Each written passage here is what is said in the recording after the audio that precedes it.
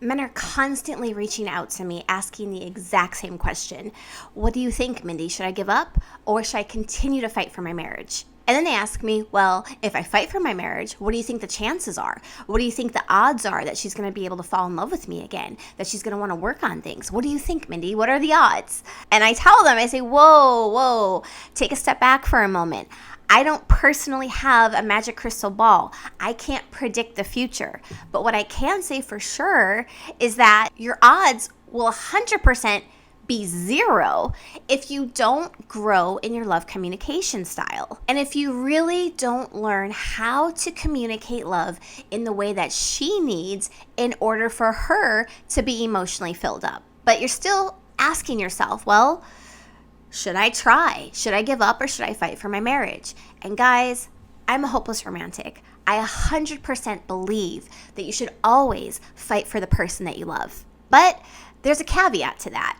You're going to really have to let her go and accept her emotional reality by giving her space, taking some time, and working on yourself. That's how you really fight for her in the correct way. And that's really where most men go wrong. They're in a transition or a termination breakup style, and they're fighting for her as if they're in a desperation breakup style. And guys, if you don't know what breakup style you're in, I'll definitely link that video after this one so you guys can watch that and kind of get an idea of what the breakup styles are, what the difference between a desperation breakup style is compared to a transition breakup style and a termination breakup style. But if you're in a transition or a termination breakup style, guys, you're going to have to fight for her in a very incognito way. So what does that mean exactly? Well, it means you don't send her long text messages telling her that you're working on yourself. It means you don't send her long emails about how much you're trying to change and how you'll do anything to be with her. It means you don't stalk her social media and just happen to show up at places that you think she might be. What it actually means is giving her space and taking some time for yourself to really reflect and ask yourself, where did things go wrong? Because guys, women don't just usually leave relationships over one thing. They leave because over time, they're consistently feeling emotionally unfulfilled and empty. And they don't feel safe communicating about their feelings, or when they do communicate their feelings, nothing really changes. So when they're not feeling heard and they're not feeling seen, that starts to make them feel underappreciated and undervalued and not worthy of you actually fighting for the relationship in the way that they need you to.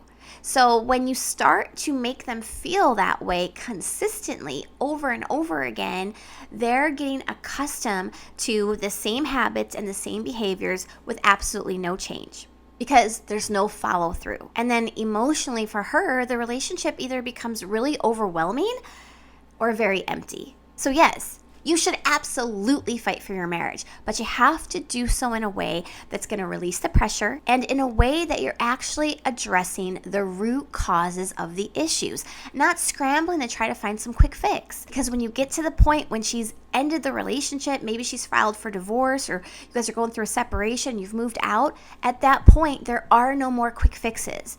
You're probably in this situation to begin with because you tried quick fixes. You tried saying the right thing, or you tried making those changes temporarily, but because you didn't really grow in your love communication style and you didn't really fully understand what she specifically needed, you ended up unknowingly failing and getting back into your same patterns and your same behaviors. And not because you don't care about her, not because you don't really love her, you don't feel that she's worth it, and not that you don't appreciate it. It's just because what comes natural to you in your love communication style is something different that doesn't naturally fill her up. And that's why I always talk about really understanding your love communication style, which is your love lingo and your love jargon, really figuring out, okay, what's natural for you and how you show love.